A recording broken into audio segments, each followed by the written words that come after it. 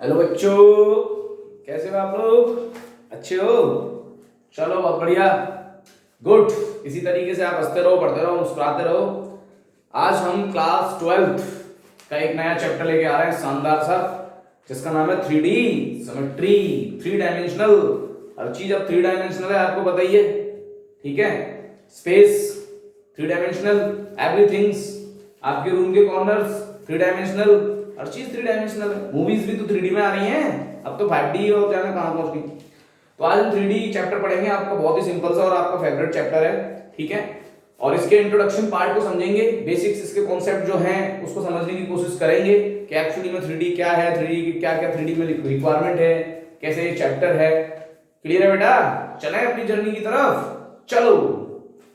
देखो, class 12th, one of my most class famous 12th chapter NCERT के हिसाब से 11, नाम 3D ज्योमेट्री,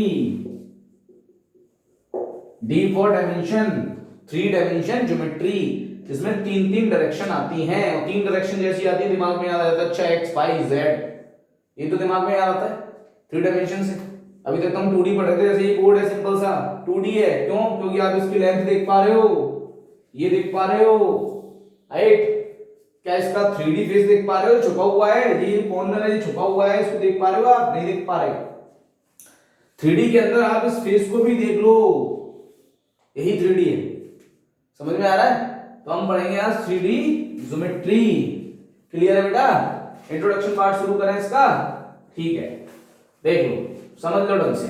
आज हमारा टारगेट यही पढ़ने का है। रस करते हैं और झटपट झटपट देखते हैं क्या क्या है इसमें। क्यों बेटा? झटपट झटपट। चलो, सबसे पहले इंट्रोडक्शन, इंट्रोडक्शन। ठीक है, तो इंट्रोडक्शन 3D में हम क्या करेंगे, इसमें एक्चुअली में 3D जो चैप्टर है ये पूरा फॉर्मूला बेस्ड है और इसमें लगभग शायद 15 या 20 फॉर्मूले हैं और पूरे चैप्टर में कुछ नहीं करना है, सिर्फ फॉर्मूले में वैल्यू रखनी है। हमें आइडेंटिफाई करना है कि क्वेश्चन किस हिसाब से पूछा जा रहा है और हमें फॉर्मूले में वैल्यू रखनी है। अरे इतना तो कर लोगे, फॉर्मूले में वैल्यू तो रख लोगे। यस सर, बस ये है सर, सुनना है और कोई मतलब नहीं है। ठीक है, तो बेटा हमारा जो पहला टॉपिक है इसमें 3D में वो है direction cosines and direction ratio of a line. First topic, आपने direction cosine and direction ratio, ये आपने वेक्टर में पढ़ रखा है। डायरेक्शन कोसाइन से डायरेक्शन रेशियो, ये आपने वेक्टर में पढ़ रखा है।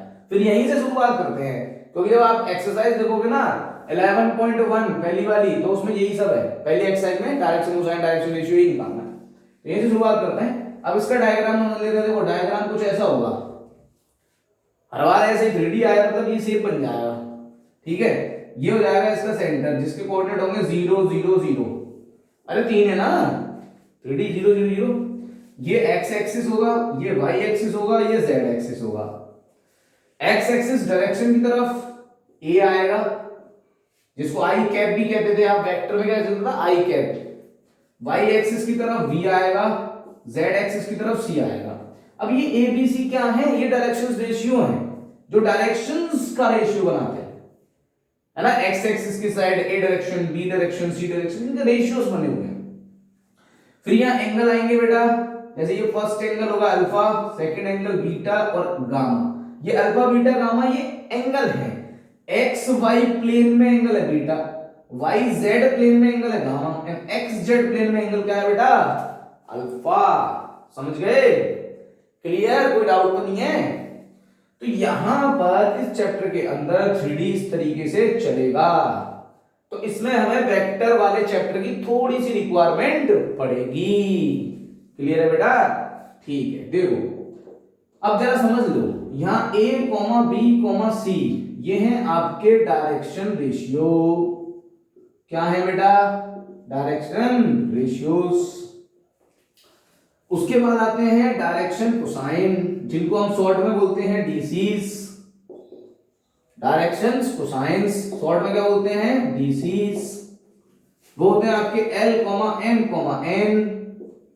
L, M, N। तो L equals to formula plus minus A upon A square plus B square plus C square. ये मैंने वेक्टर में ही बताया था, सेम है, no changes, vector as well as 3D। L के बाद M plus minus B under root A square plus B square plus C square. L हो गया, M हो गया, N plus minus C under root A square plus B square plus C square. तो L, M, N ऐसे निकलते हैं बेटा। बताओ कहीं कोई डाउट? कोई डाउट नहीं। तो ये तो हो गई डायरेक्शन कोसाइंस। आपको डायरेक्शन कोसाइन निकालने और एंगल गिवन है। एंगल क्या है बेटा? गिवन, मान लो अल्फा, बीटा और गामा ये गिवन है, तब भी आप डायरेक्शन कोसाइन निकाल सकते हो। कैसे? L equals to cos alpha, keep in your mind. L के बाद M equals to cos beta और N equals to cos gamma. बेटा ये फॉर्मूले हैं, छोटी छोटी सी ट्रिक्स हैं ये, इनको आप जो है दिमाग में रख लो। ये फॉर्मूले हैं आपके। तो डायरेक्शन कोसाइन और डायरेक्शन रेशियो, एबीसी जो होता है वो डायरेक्शन रेशियो होता है, एलिमेंट डायरेक्शन कोसाइन होता है। अगर आपको डायरेक्शन रेशियो एबीसी गिवन है तो आप डायरेक्ट फॉर्मूले में रखो, खेल खत्म। और अगर आपके पास अल्फा, बीटा, गामा एंगल दिए हुए हैं तब भी आप एलिमेंट कैलकुलेट कर सकते हो। समझ में आ गए? अरे आ गए? तो ये यहां से चैप्टर इस तरीके से स्टार्ट हो रहा है। क्लियर है बेटा? रफ कर दूं? कर दो सर, कर दो। चलो एक छोटा सा एग्जांपल लेके बता देता हूं, चलो तुम लोग भी खुश हो जाओगे। एक छोटा सा एग्जांपल के थ्रू बता देता हूं direction ratios and direction cosines कैसे निकलते हैं। देखो, मान लो डायरेक्शन रेशियोस और डायरेक्शन कोसाइंस के लिए मान लो आपको कोई क्वेश्चन है, ठीक है। क्वेश्चन में आपको A की वैल्यू 2, B की वैल्यू 1 और C की वैल्यू दिया हुआ है 3, ठीक है। ऐसे दिया हुआ है 2, 1 और C, ठीक है। या फिर केवल पॉइंट दे देगा 2, 1, 3 लाई ऑन द प्लेन, कुछ भी दे देगा वो। और आपको इसमें पूछेगा कि L निकालो, M निकालो और N निकालो। तो आप L आराम से देखो, ये डायरेक्शन रेशियोस तो वो गिवन दे देगा, उसमें तो आपको कुछ निकालना नहीं है, वो तो जो क्वेश्चन में देगा पॉइंट, जो देगा पॉइंट वही है डायरेक्शन रेशियो। L कैसे निकालो? Plus minus A upon under root A square plus B square plus C square. तो ये क्या हो जाएगा? Plus minus 2 upon under root, रख दो values, 2 square plus 1 square plus 3 square. तो L equals to plus minus 2 कितना हो जाएगा? 2 का स्क्वायर 4 प्लस 1 प्लस 3 का स्क्वायर 9, तो प्लस माइनस 2 कितना हो गया? 9 और 1 10, 10 और 4 14। ये हो गया आपका L। अब आपका M ऐसे ही आ जाएगा direct, plus minus B under root A square plus B square plus C square. अब B क्या है आपका? अरे B क्या है? 1 है, प्लस माइनस 1, ये तो कैलकुलेट कर लिया, ये रहा रूट 14। M आ गया, N भी तो आ जाएगा ऐसे ही, plus minus C upon C कितना है? 3 अपॉन अंडर रूट दिस। तो फाइनली क्या हो जाएगा डायरेक्शन कोसाइन आपके? L, M, N, यानी L कितना है? Plus minus 2 upon root 14। M कितना है? Plus minus 1 upon root 14। N कितना है? Plus minus 3 upon root 14। ये आपका आंसर। एक्सरसाइज 11.1 में आपको ये सब काम करना है, ठीक है। और अगर आपको एंगल दिए हो, अल्फा, बीटा, गामा दिए हो, तो आप cos alpha, cos beta, cos gamma वाला फॉर्मूला डाल सकते हो। क्लियर है बेटा? समझ में आ गया? कोई डाउट तो नहीं है इसमें? चलो रफ करना है इसको, रफ कर दे। देख लो बेटा, कोई डाउट नहीं होना चाहिए, डाउट नहीं होना चाहिए कोई, बड़ी समस्या हो जाएगी। एक बार देखोगे समझ में आ जाएगा, आई गारंटी, आई गारंटी। चलो अब अगला टॉपिक है direction cosine of a line passing through 2 points. देखो, direction cosines of a line passing through two coordinate. आपको डायरेक्शन कोसाइन निकालना है लाइन के। इसमें देखो बेटा लाइन और प्लेन दो चीजें चलेंगी। क्या चलेंगी? लाइन और प्लेन। तो ये पहले लाइन की पे ही चल रही है चीजें। Direction cosine of line passing through two coordinates. ठीक है, देखो जैसे मान लो ये आपका 3D हो गया x y z। ठीक है, यहां पर एक पॉइंट है P जिसके कोऑर्डिनेट है x1 y1 z1। एक यहां पर है Q x2, y2, z2। ये P और Q ये मिला। अब देखो PQ लाइन बन रही है। PQ क्या है बेटा? एक line. PQ is a line. भाई PQ आपकी लाइन है। इसको ज्वाइन करने वाला फॉर्मूला पता है ना, लाइन वाला फॉर्मूला, वही सब है। तो सबसे पहले देखो डायरेक्शन रेशियो। ऐसे केस में जब आपको दो कोऑर्डिनेट क्वेश्चन में गिवन होंगे 2, 3, 1, 4, 5 इस तरीके से गिवन होंगे, तो डायरेक्शन रेशियोज A का मतलब x2 माइनस x1, B का मतलब y2 माइनस y1, C का मतलब z2 माइनस z1। क्या अब आप डायरेक्शन कोसाइन नहीं बता सकते? बता लेंगे सर जी, ABC आ गया तो यही तो बोल रहे हो। L equals to A upon under root. नहीं कर पाओगे? कर लोगे? M equals to B upon under root. ऐसे ही n equals to same C upon. अच्छा, इसका मतलब क्या है? A का मतलब क्या होता है? x2 minus x1। अच्छा, ये A B C ये तीनों निकालने पड़ेंगे। उसके बाद यहाँ वैल्यू रखी जाएगी। क्लियर है बेटा? सपोज करो एक क्वेश्चन ले लेते हैं छोटा सा। यहाँ पॉइंट है आपके 4, 1, 3, यहाँ है 2, 1, 5। क्वेश्चन बनाते हैं तो आपसे पूछे डायरेक्शन रेशियो, तो A बराबर बताओ x2 minus x1, x2 2, x1 4, कितना आ गया? -2, 4 में से 2 गए -2। फिर है आपका B y2 minus y1, y2 कितना है? y2 है 1, y2 माइनस y1, y1 कितना है? y1 भी 1, ये तो 0 हो गया है ना। फिर आपका C कितना है? z2 5, z2 पहले z2 माइनस z1 5 माइनस 3 कितना हो गया? 2। देखो ABC निकल आए। अब आप अगर इसमें रख दोगे तो L, M और N निकल आएंगे। अरे निकल आएंगे, बोल दो।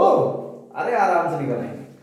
तो बेटा ये आपको इसमें याद क्या रखना है? आपको इनकी हेडिंग्स याद रखनी पड़ेंगी। ये एक्चुअली में फॉर्मूला का है। ये फॉर्मूला जब काम आएगा जब आपके पास दो कोऑर्डिनेट दिए हों और आपसे डायरेक्शन रेशियो और डायरेक्शन कोसाइन पूछे। समझ में आ गया बेटा? सिंगल कोऑर्डिनेट दिए हुए हैं तो डायरेक्शन रेशियो दिए हुए हैं, डायरेक्शन रेशियो दिए हुए तो खेल खत्म, एलिमेंट निकल आएगा। अब ये दो कोऑर्डिनेट दिए हों तब आपको डायरेक्शन कोसाइन और डायरेक्शन रेशियो निकालने हैं। बहुत ही बढ़िया। चलो चकाचक, समझ में आ गया? चलो अब आगे देखते हैं कोई टॉपिक। तो इसमें इसी तरीके से चलेगा सिलसिलावार। एक फॉर्मूला होगा, फॉर्मूला पे बेस्ड क्वेश्चन होगा, बस वेरी सिंपल है ये। वेक्टर देखो सेकंड चैप्टर में vector, 3D geometry and linear programming, ये चैप्टर इजी है। बाकी के चैप्टर भी सरल हैं लेकिन ये ज्यादा इजी है ना बेटा? ठीक है, चलो गुड, बढ़िया, वेरी गुड। उसके बाद बेटा फिर अगला जो हमारा कॉन्सेप्ट आता है इसमें, तो अगला आता है हमारा, ठीक है, एक चीज समझ लो इसमें एक्चुअली हमें पढ़ना क्या है। In this chapter we have study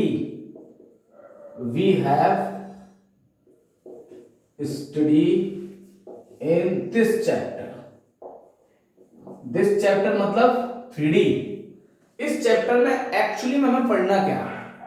यहां हमें केवल दो ही चीजें पढ़नी है। Number 1 line, number 2 plane. एक हमें लाइन पढ़नी है, एक हमें प्लेन पढ़ना है, बस दो ही चीजें, ठीक है। ये आपकी इक्वेशन ऑफ लाइन होगी स्पेस में। लाइन में आपको पढ़ना है इक्वेशन ऑफ लाइन, प्लेन में पढ़ना है आपको इक्वेशन ऑफ प्लेन, ठीक है। Equation of line, equation of plane. 11.1 के बाद 11.2, 11.3, 11.4 जो भी एक्सरसाइज है वो इन दोनों पे ही बेस्ड है। अगर आपने लाइन इक्वेशन ऑफ लाइन समझ ली तो आपका इक्वेशन ऑफ प्लेन भी क्लियर हो जाएगा बेटा, पानी की तरह। कैसे क्लियर हो जाएगा? पानी की तरह। अच्छा, इक्वेशन ऑफ लाइन में दो फॉर्म होती हैं। पहली vector form, equation of line में पहली वेक्टर फॉर्म। वेक्टर फॉर्म क्या होगी?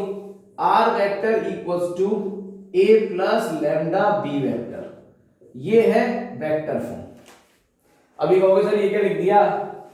देखो, आपको ए वेक्टर और बी वेक्टर क्वेश्चन में गिवन होगा, या पॉइंट दे देगा तो आप वेक्टर बना लोगे। अगर मैंने आपको पॉइंट दे दिया 1 2 3, आप वेक्टर बना सकते हो, इससे बना सकते हो। कैसे? A vector equals to I cap plus 2j cap plus 3k cap. ये वेक्टर फॉर्म है। जब आई जे के लग जाता है तो वेक्टर शुरू हो जाता है। ठीक है बेटा, और इस तरीके से 3D में लिखा है कोऑर्डिनेट फॉर्म, यही बस अंतर है। ये वेक्टर फॉर्म इसी से बनी है और ये कोऑर्डिनेट फॉर्म। क्लियर है बेटा? इसमें आई जे के नहीं होता। समझ में आ गया बेटा? कोई डाउट तो नहीं है कैसा भी? अरे हो तो बता देना। चलो देखो, तो ये हो गई आपकी वेक्टर फॉर्म। तो इक्वेशन ऑफ लाइन में आपको दो ही फॉर्म पढ़नी है, पहली वेक्टर फॉर्म और दूसरी बेटा इसमें आपको दूसरी पढ़नी है कार्टेशियन फॉर्म। कार्टेशियन फॉर्म मतलब क्या है? मतलब इसके अंदर लगभग 5-6 फॉर्मूले होंगे, 5 मान लो, तो वो पांचों फॉर्मूले इसमें और इसमें दोनों में लिखने होंगे। क्वेश्चन में वो पूछ सकता है या तो वेक्टर फॉर्म में आंसर दीजिए या कार्टेशियन फॉर्म में। मतलब एक फॉर्मूले के दो फॉर्मेट होंगे। जैसे इक्वेशन ऑफ लाइन ये एक सिंगल फॉर्मूला है लेकिन इसकी कार्टेशियन फॉर्म भी है। ऐसे ही डिस्टेंस फॉर्मूला होगा, उसकी कार्टेशियन फॉर्म में होगी। शॉर्टेस्ट डिस्टेंस वाला एंगल होगा, उसकी कार्टेशियन फॉर्म होगी। समझ रहे हो आप? वेक्टर फॉर्म के साथ एक कार्टेशियन फॉर्म फ्री। समझ गए ना? तो equation of line in cartesian form x minus x1 upon a, y minus y1 upon v equals to z minus z1 upon c। ABC बेटा वो ये direction ratio x1 y1 z1 के coordinate question में दिए जाएंगे। Question में ये चीजें समझ में आ जाएंगी, टेंशन मत दो। अभी तो मैं सिर्फ फॉर्मूले बता रहा हूं। इक्वेशन ऑफ लाइन पहला फॉर्म वेक्टर फॉर्म, इसी का ये कार्टेशियन फॉर्म, ये भी इक्वेशन ऑफ लाइन ही है। इक्वेशन ऑफ लाइन है ये भी। ठीक है, और भी इसके अंदर फॉर्मूले हैं। मैं आपको ये बताना चाह रहा हूं कि हम लाइन और प्लेन पढ़ेंगे इस चैप्टर के अंदर। लाइन और प्लेन, लाइन और प्लेन। अब आ जाते हैं हम equation of plane. Equation of plane के अंदर पहली फॉर्म कौन सी है बेटा? Vector form. वेक्टर फॉर्म क्या है? R vector dot N cap equals to D vector. देखो इसमें एन कैप क्यों आया? क्योंकि नॉर्मल टू दी प्लेन, हमेशा प्लेन नॉर्मल होता है इस तरीके से, नॉर्मल टू दी प्लेन। ठीक है। अच्छा, यहाँ पे आर वेक्टर का मतलब भी लिख लो हमेशा फिक्स है, X I cap plus Y J cap plus Z k cap. Keep in your mind that, ये बहुत इंपॉर्टेंट है, इंपॉर्टेंट। आर वेक्टर का मतलब this is a position vector, this is position vector. तो बेटा ये वेक्टर फॉर्म है R vector dot N cap equals to D vector. N cap होता है normal to the plane. N cap का मतलब क्या है बेटा? Normal to the plane, normal to the plane. ये सब समझ में आया, धीरे धीरे समझ में आएगा। इंट्रोडक्शन पार्ट है, हल्का फुल्का समझ में आएगा, है ना बेटा? फिर उसके बाद सेकंड फॉर्म इसके अंदर Cartesian. Cartesian form, Cartesian form में क्या है? कार्टेशियन फॉर्म में होता है आपका, कार्टेशियन फॉर्म होती है आपकी ax plus by plus cz equals to d और lx plus my plus nz equals to d। ये क्या सवाल है? ये स्मॉल लेटर भी हो सकते हैं, छोटे भी बड़े भी। जैसे अच्छा प्लेन में ये बड़े लेटर होते हैं, छोटे कर देते हैं।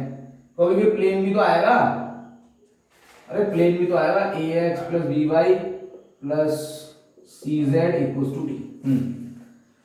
बस यही है कहानी।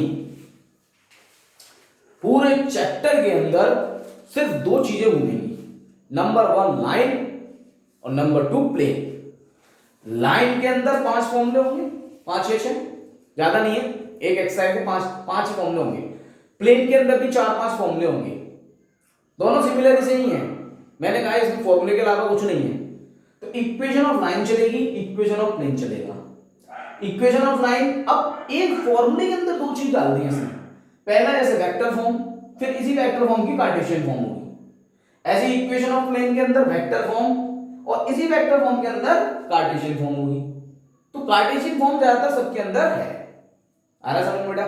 फिर हम नंबर बाय नंबर चीजों को समझेंगे कि ये इक्वेशन ऑफ लाइन ये किस तरीके से कैसे निकलेगी, क्या होगा इसके अंदर, ये कैसे सब कुछ होगा, कार्टेशियन फॉर्म ये सब कैसे बन रही है और इसका यूज कैसे करना है ना, इक्वेशन ऑफ प्लेन वगैरह ये सब, ये सारी चीजें क्लियर होंगी क्वेश्चंस के अंदर।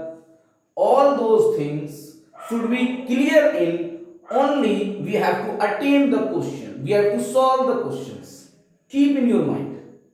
क्लियर है बेटा? चलो बहुत बढ़िया। अच्छा इतना तो समझ लो इसमें क्या है इस चैप्टर के अंदर। अरे चुपचाप बता दो, एक छोटी सी बात ही तो है, लाइन और प्लेन। चलो बस इतना ही समझाना था। इस वीडियो का टारगेट बस यही है, कितना समझ में आ जाए कि 3D के अंदर हमें लाइन और प्लेन पढ़नी है। बहुत ही बढ़िया, बस इतना समझ में आएगा, मेरा वीडियो बनाना सफल हो जाएगा बेटे।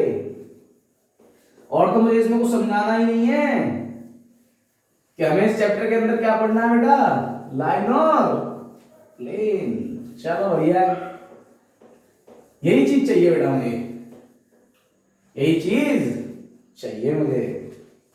चलो फिर नेक्स्ट जो है, जब ये चीजें आप कर लोगे कवर, उसके बाद में बारी बारी से चीजें चलेंगी। अब बेटा बारी बारी से चीजें चलेंगी, ठीक है? बारी बारी से क्या, सबसे पहला टॉपिक आपका आएगा लाइन, ठीक है?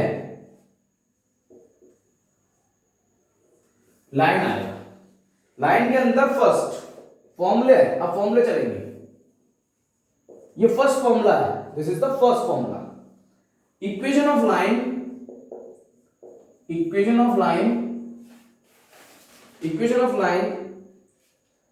through a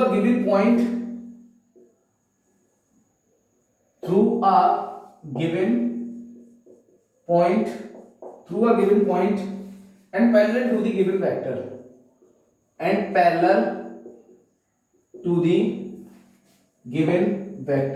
पता है इस चैप्टर के अंदर दिक्कत क्या है? इस चैप्टर के अंदर दिक्कत ये है कि ये छोटे छोटे से स्टेटमेंट हमें याद रखने पड़ते हैं, छोटे छोटे से स्टेटमेंट याद रखने पड़ेंगे और इस स्टेटमेंट के हिसाब से पहचानना पड़ेगा। अच्छा ये फॉर्मूला है, ये है। जब आप इस चैप्टर को कंप्लीटली कर लोगे ना, तो आपके दिमाग में छोटे छोटे से डाउट्स आएंगे, अरे यार उसका क्या था, इसका ये है, ये तो सिमिलर से लग रहे हैं, ये तो देखने में एक जैसे लग रहे हैं, है ना, ये डाउट्स आएंगे। तो आपको ये स्टेटमेंट बस याद कर लोगे ना, सही बता रहा हूँ, मजा सा आ जाएगा। मतलब इसका डायग्राम थोड़ा समझ लो, ये तो सब कहानी बताया था मैं, एक्स, ये वाई, ये जेड, ठीक है? तो यहां पर एक वेक्टर ए है, ये सब स्पेस में होता है, समझ लो, स्पेस 3D। ये हो जाएगा आपका ए पॉइंट है, ये पी पॉइंट है, और ये पैरेलल वेक्टर गया वी, ठीक है? और ये एल एक लाइन है, ये लाइन है, ये एक लाइन है, ठीक है? प्लेन उसके अंदर एक लाइन है स्पेस के अंदर, ये ए वेक्टर है, ये इसका ओरिजिन है ए वेक्टर, और ये पैरेलल टू दी वेक्टर है बी। ये क्वेश्चन में सब गिवन हुआ है ना। आर वेक्टर हमेशा रहेगा position vector, R vector position vector, A vector given point और पैरेलल, जैसे कि क्वेश्चन में बोला है line through a given point that means this and parallel to the vector that means B. यानी गिवन पॉइंट क्या होगा, गिवन पॉइंट ए vector, जो कि हम बना लेंगे, पॉइंट दिया हुआ 2,3 2i cap plus 1k cap plus 3k cap बना लेंगे ना। और फिर गिवन पॉइंट के बाद पैरेलल वेक्टर, इसमें पैरेलल वेक्टर कौन सा होगा, अरे बोल दो, बी वेक्टर पैरेलल है, given point A and parallel vector is B. करना है काम शुरू। और आर वेक्टर तो पता है हमें क्या होता है, पोजीशन वेक्टर। बहुत ही बढ़िया। तो आर वेक्टर होता है पोजीशन वेक्टर, इसका याद कर लो, x I cap plus Y J cap plus Z के कैप, ये याद कर लो, मैंने बोला है इसकी जरूरत बहुत पड़ेगी, पूरे चैप्टर में पड़ेगी, पूरे चैप्टर में पड़ेगी, ठीक है? अब equation of line in vector form किसमें बेटा? Vector form. ये फर्स्ट फॉर्मूला है जिसमें इक्वेशन ऑफ लाइन निकल रही है वो वेक्टर फॉर्म में, और इसी की कार्टेशियन फॉर्म भी होगी। तो वेक्टर फॉर्म क्या होती है इसकी? r equals to a plus lambda b, ये होती है इसकी वेक्टर फॉर्म। समझ गए? मान लो सपोज करो आपको कोई क्वेश्चन दिया हुआ है, उस क्वेश्चन में आपको v वेक्टर दे दिया और a वेक्टर दे दिया, b वेक्टर के कोऑर्डिनेट दे दिए। एग्जांपल करके दिखा दूं आपको v वेक्टर दे दिया, v वेक्टर के लिए कोऑर्डिनेट दे दिए, मान लो इसके कोऑर्डिनेट दे दिए आपको यहाँ v वेक्टर के लिए पैरेलल b वेक्टर के लिए, चलो मान लेते हैं कोऑर्डिनेट दे दिए 2 3 और 5, और a वेक्टर के लिए कोऑर्डिनेट दिया 1 1 3। तो अब ये कोऑर्डिनेट है, मैंने ऐसे लिखा है, चाहे तो ऐसे लिख लो b और a, हाँ ये कोऑर्डिनेट है, not a vector form, but we have to convert the vector form. Simple, i j cap k cap लगा के, ठीक है, तो ये x axis i cap, y axis j cap, z k cap, simple. तो b vector आप बनाओगे तो this for v parallel, question में गिवन हुआ this is the parallel to the line, given point is this a, clear? तो b vector बना लो 2i cap plus 3j cap plus 5k cap, clear? उसके बाद a वेक्टर आपका क्या है given? i cap plus j cap plus 3k cap. Equation of line in a vector form रख दो इसमें, r vector equals to a vector i cap plus j cap plus 3k cap plus lambda b vector कितना है बेटा? Question में दिया तो है, हमसे क्यों पूछ रहे हो सर जी? यही कह रहे होगे यही हो गया answer. This is the representation of equation of line in vector form, passing through one point, passing through given point and parallel to the vector, parallel to the point। तो यही इसका आंसर हो गया। कितना इजी है बताओ, कुछ नहीं करना, ना लैम्डा का मल्टीप्लाई कुछ नहीं करना, इट्स जस्ट सिंपल। इसमें बताओ भाई कोई क्वेरी हो तो तुम्हारी बताओ। उसके बाद आती है इसकी Cartesian equation, Cartesian form, equation of line, इसी में वो क्वेश्चन में ए और बी कौन दे देगा और बताएगा नहीं मुझे वेक्टर फॉर्म नहीं चाहिए, इक्वेशन ऑफ लाइन तो चाहिए, वेक्टर फॉर्म नहीं चाहिए, क्या चाहिए? Cartesian form. कार्टेशियन फॉर्म का फॉर्मूला क्या था? x minus x1 upon a, y minus y1 upon b, z minus z1 upon c। अब आप बोलोगे सर इसमें क्या करेंगे हम? अरे इसमें कुछ मत करो, a b c जो पैरेलल वाला वेक्टर है, पैरेलल ये रहा पैरेलल वेक्टर, वो होगा a b c, directions ratio है a b c, हमेशा पैरेलल वाले वेक्टर से निकलते हैं। x1 y1 z1, this is the given coordinate, this is x1 y1 z1 x1 y1 z1, put the value x minus x1 is 1 upon a is what? a ये रहा a b c, a is 2, y minus y1 upon b, z minus z1 upon c। अरे एक minute, z minus z1 तो 3 है, z minus z1 upon 5, 2 3 5, बस खत्म answer. ये equation of line Cartesian form, ये equation of line in vector form. Very simple है, कुछ नहीं करना 1% भी। कीप इन योर माइंड, केवल आपको याद रखना है कि एक इक्वेशन ऑफ लाइन चाहिए जिसमें गिवन पॉइंट दिया हुआ है, पैरेलल कोऑर्डिनेट दिया हुआ है, और हमें लाइन की इक्वेशन निकालनी है। इक्वेशन हमेशा दो फॉर्म में निकलती है, वेक्टर फॉर्म और कार्टेशियन फॉर्म, और ज्यादातर क्वेश्चन के अंदर मेंशन होता है कि उसको वेक्टर फॉर्म चाहिए या कार्टेशियन फॉर्म चाहिए। अगर मेंशन नहीं है तो दोनों निकाल दो, नहीं तो वो मेंशन 90% करता ही है।